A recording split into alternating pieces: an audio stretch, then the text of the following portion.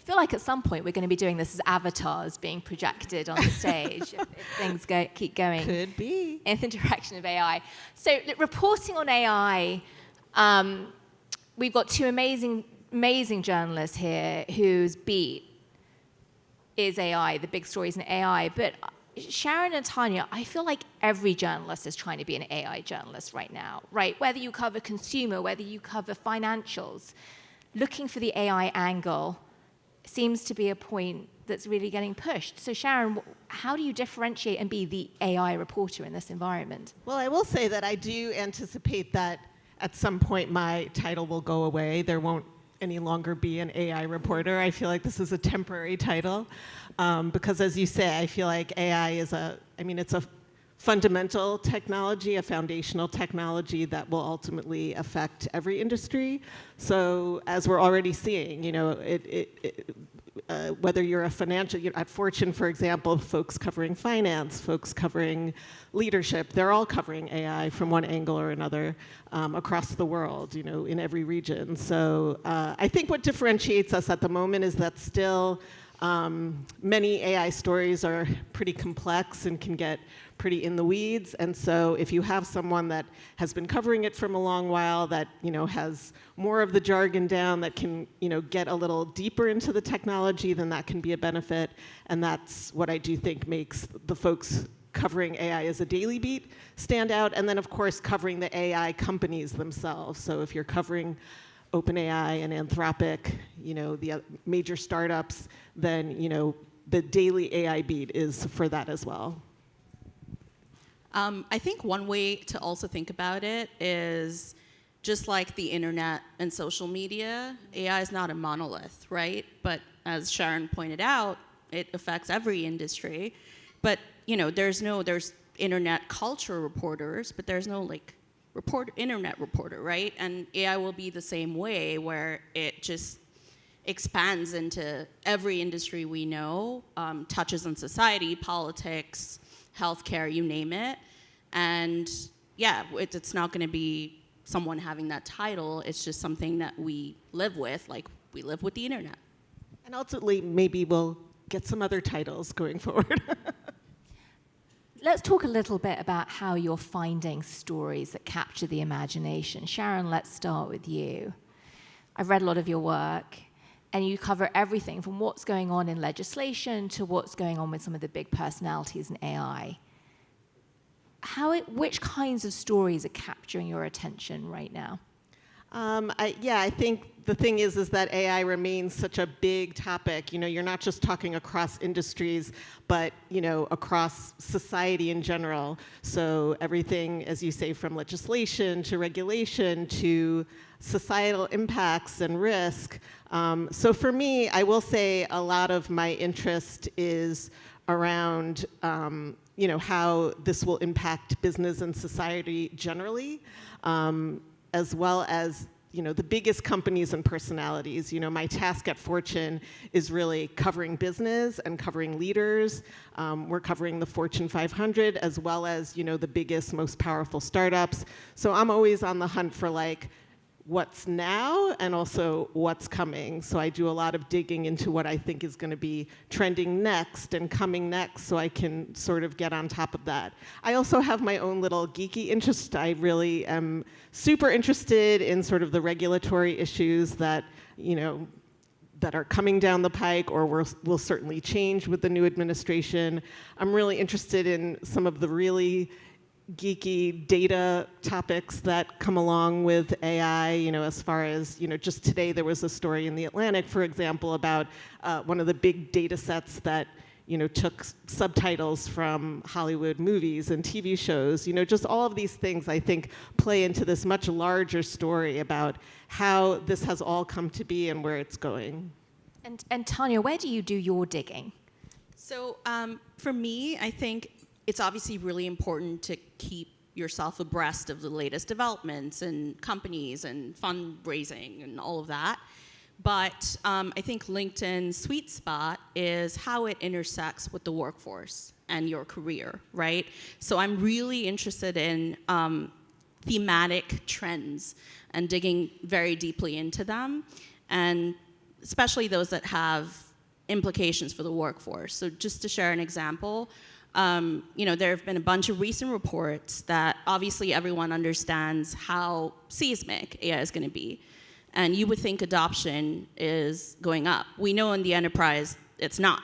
But guess what? Even regular workers aren't using it. It increased by 1 percentage point, according to a Slack report, between last year and this year. And if you dive into why that's happening, it's because there's guilt. It's like, am I cheating? Am I less efficient or good at my job because I'm using AI? And that comes from leadership saying that they want AI adoption to happen, but not giving any guidance at all. So that's an example of, how we understand it to be this big thing, but there's always these gaps in execution. And that can happen, from like a startup perspective too, where a company's claiming that they're gonna do something and then not actually be delivering on it. But let's talk about how you can report on that particular story.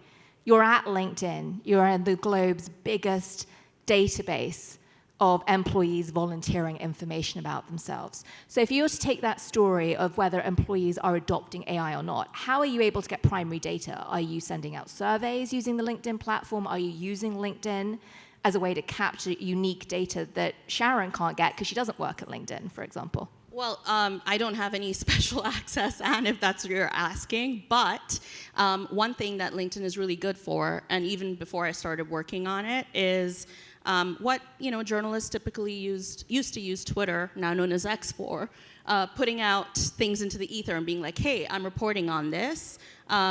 People, what are your thoughts? And sometimes it takes a life of its own. But the advantage for LinkedIn is you can actually, when you share a piece of news, and this happens with Sharon stories too, it gets amplified to the right audience. So if she's covering, a funding announcement, our circulation team, which people think that's all we do. We actually do original reporting too. But our circulation team will send that across. And so Sharon's network ends up becoming bigger. And then she can tap that network because they will see what she's asking in her feed. And that's a very helpful place to get started as a journalist. Correct me if I'm wrong. I use LinkedIn many times every day. That's what I could say, Tanya. But I will say to your point, that's where I feel like one of my roles as a reporter covering AI is to kind of bust the hype on both sides. So I'm not saying that the study that you're referring to is wrong, but I don't know how much real hard data there is that I can tap about how workers are actually using AI, just to give one little example. I get studies or research sent to me by vendors every single day, probably with both sides of that same stories, that 87% of workers have used AI, and another will say no, the opposite. And I feel like, there could be many reasons for that. Maybe guilt is there, but they're also afraid to tell their employer. Or, what tools are we even talking about? Are we talking about using ChatGPT once a month? Are we talking about actually using it for a project, within the organization? So I feel like that's part of the problem. It's still sort of early days, and I definitely think you can get into the hype or doom cycle of either side. And one of my personal mandates is to try and tell both sides of that story. So if I were writing a story about how workers are adopting AI, I would try and delve into that, on both sides, and try to do some real original reporting into, speaking to actual workers and what are they really doing at work. Wink, wink. When you're trying to cut through the hype, Sharon, how are you finding sources? In that instance, you gave the example of speaking directly to workers, but let's talk about trying to get your arms around the actual technology, some of which is complex, some of which I think happens to be overcomplicated in the way that it's presented. But coming into AI, how does a reporter who doesn't necessarily have a technical engineering background get to the heart of really understanding, this is hype, this isn't, so this I can rely on as a source? Well, I can tell. So Kyle Wiggers was supposed to be here, and I can tell my little story that I started at I'm at Fortune now. I was previously at VentureBeat, and the week I started at VentureBeat, Kyle left to go to TechCrunch, and there was no one covering AI, and he had been, the really strong AI reporter, and I raised my hand and I said, I'll cover AI 24/7. That's me. And 2 weeks later, I was like, oh my God, I had no idea, I had covered AI, but very, more so as a, one piece of a larger enterprise tech ecosystem, more like a CEO level. But I spent the next 6 months, talking to engineers, to researchers, to PR people, to anyone who would speak to me. I said, in 6 months, I will know better. I promise you, I will do better. And sure enough, 6 months later, after sending myself to my own virtual school, I was better, and I did have a much better understanding of the ecosystem. And I think that there are so many stakeholders that can help you do that. It's not just, it's certainly the engineers and researchers on the front line with the tools. It's also the enterprise organizations that are actually trying to put this into practice in their business, and across their organization, which is much harder than it sounds. It's the startups, it's the big tech players, it's the policy people who I speak to very often. So it's kind of all of the above, and I feel like by doing that, you can get more of a sense of what's just fluff. How did you get up to speed, Tanya? I actually was going to say, every industry has its buzzwords, right? Those terms that you're really annoyed to hear all the time. But guess what? There's more beneath the surface to actually get to understand something, right? So when you hear people and talk to people, and I did the same thing, I spoke to engineers, PR people, founders. I actually first heard about AI, I think 10 years ago, because my then friend was doing a PhD in AI, and I was like, what is this thing? So even when I didn't understand what an LLM is or what natural language processing is, my personal hack has been to come up with a list of all the terms that I hear, some that I don't know, and then find the most explainable way to put it. How would I explain it to my 80-year-old grandmother? Based on all these conversations I've had with people. I think that's a really good way just to understand all these technical terms that can sometimes be very complex. I sometimes write stories in order to understand things. So I wrote a really big deep dive on NVIDIA. I think it was February 2023. It was just as it was starting its rise, but the stock had not really boomed yet. And I just didn't even really understand the company. So I set out to, I approached them and asked if I could, do this larger piece on NVIDIA and how, their AI dominance came to be. And they gave me access to many of their executives, not Jensen, wah. But, I also spoke to different analysts and different folks who, cover NVIDIA, regularly. And when I was finished, I felt like I understand NVIDIA. Did the analysts understand it? They do. They were very, very helpful. I feel like, NVIDIA is a super interesting company once you get down to it. It's not just about, GPUs. The reason I asked that question, partly to be provocative, but also to try to understand how, with AI being as topical as it is, as buzzy as it is, you've talked about how you've educated yourselves. But how do you sort through the onslaught I'm sure you get of pitches, of ideas that come at you, to identify the one that speaks to you and says, okay, this is a different angle. This is a different company. This is a different story to tell? Yeah, it can take time. I mean, that's part of the problem. I wish I had a better system, perhaps, but unfortunately, it's sort of a flood of information that comes to me every day. And sometimes I miss things, or it takes several tries for me to really understand what is being pitched even, and then sometimes I'll need to find out about it also in another route. So just as an example, I can think of a company like CoreWeave is one that had been pitched to me many times. I feel like I had read about it. It was sort of in this, ether, over here in my level of attention. And then I was speaking to a VC, and I asked him, what should I be covering? What are you hot on? And he's like, you should cover CoreWeave. And I'm like, really? And I went back into my email, and I dug through the remnants, and I was like, oh, God. And then I was looking online and on Twitter, and I got to talk to CoreWeave. And I did, and I feel like I was one of the earlier folks to really do a larger piece on them. And that's been true several other times. Companies like Grok and Glean and a few others that I can think of that, they were pitching me. It's not that they weren't, but I didn't really get the story behind what they were pitching me. Do you respond to pitches, Tanya? Mostly not, but it's a graded scale, and I'll explain. So, I have a weekly newsletter called Tech Stack that goes out every Thursdays.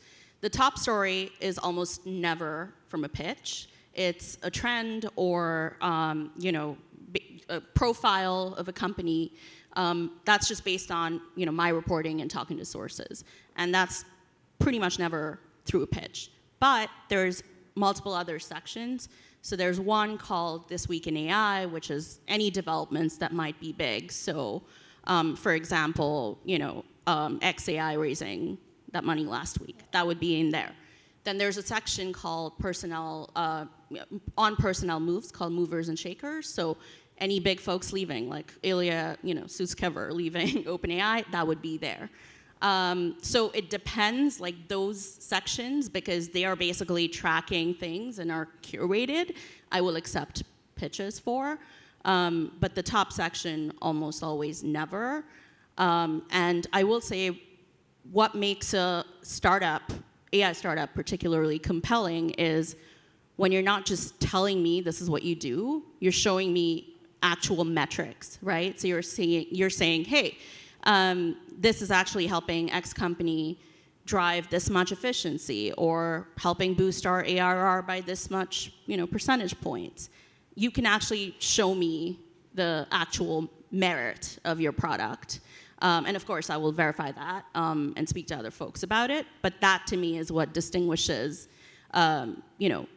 good startups worth covering versus, tell me more and keep pitching me like 5 times till maybe I'll pay attention to you.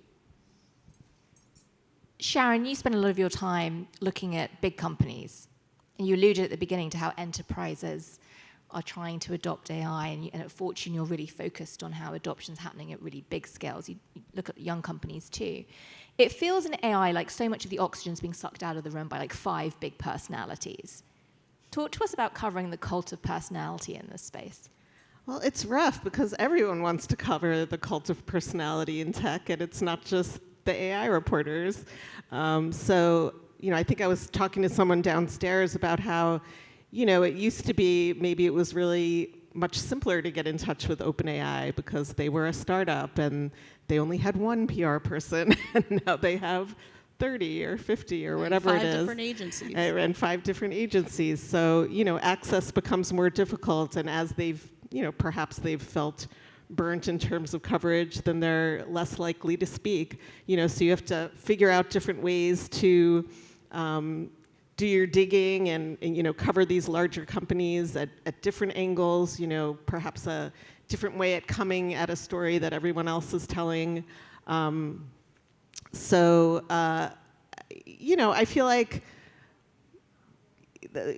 I feel like we'd like to spread the cult of personality around in AI a little bit more if we could be directing this movie. But for now, I think, as we were talking downstairs, I feel like the thing with AI is that the biggest companies are kind of, sucking out the narrative because it costs so much to build models. It costs so much to be putting this out there and selling to consumers and enterprises. So it's going to be OpenAI. It's going to be Google. It's going to be Microsoft and Meta, Anthropic, Amazon, maybe a couple of others. I do think, given how insane the funding in the space has been, a lot of people, technical people, have been empowered to go and try to launch their own stuff, right? And those are people that may not be very well known right now, but are good to just track and follow.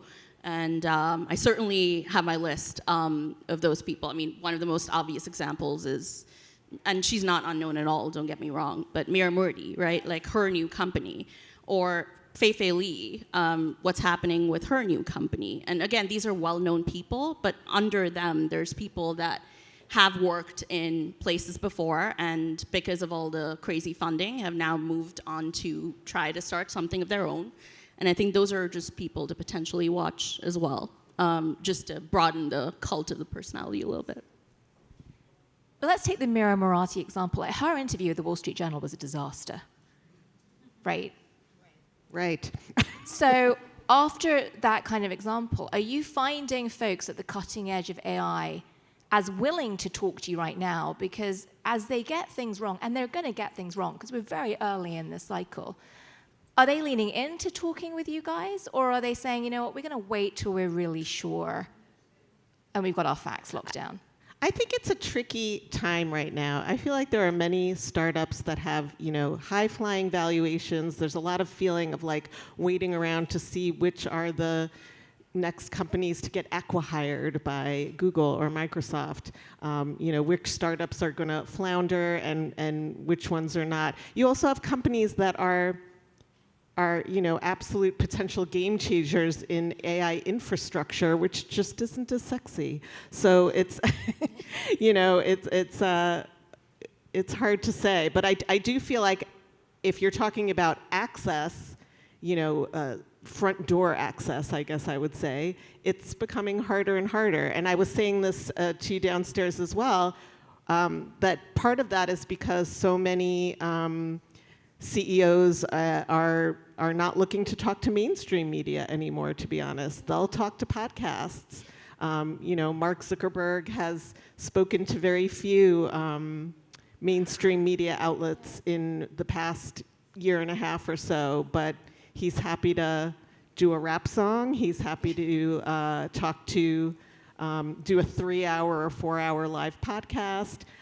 These are folks that can write their own blogs, their own Twitter threads. So, for would I love to speak to Ilya Sutskever? Yes, I would. But he's hiding under a rock, while he's getting things going with his new company. I will say it takes time, though. It's about cultivating that relationship, right? So it's like, yes, I haven't been able to crack him either, but I think there's people that, you sort of just, when they launch their company, you're like, hey, I'm interested in this, and down the line, something interesting happens, and hopefully you've cultivated that relationship enough where it'll pay off.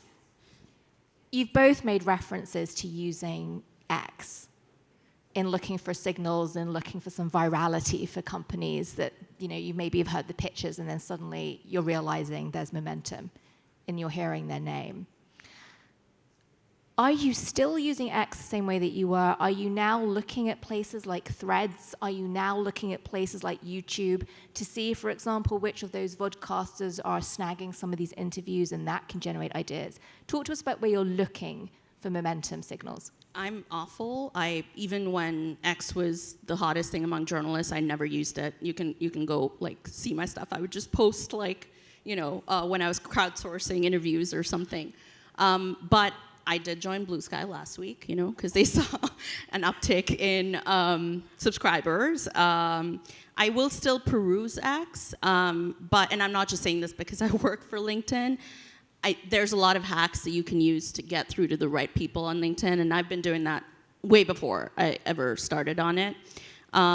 Threads, not so much. I did join it, when it sort of took off. I was on my honeymoon back then, and I joined, and I was like, oh, hey, from under the Croatian sun or something dumb like that, but I've never used it again. Blue Sky, I think, might be, TBD how it does, but I certainly joined last week. I am not awful. I am great on social media. I use it all day, every day.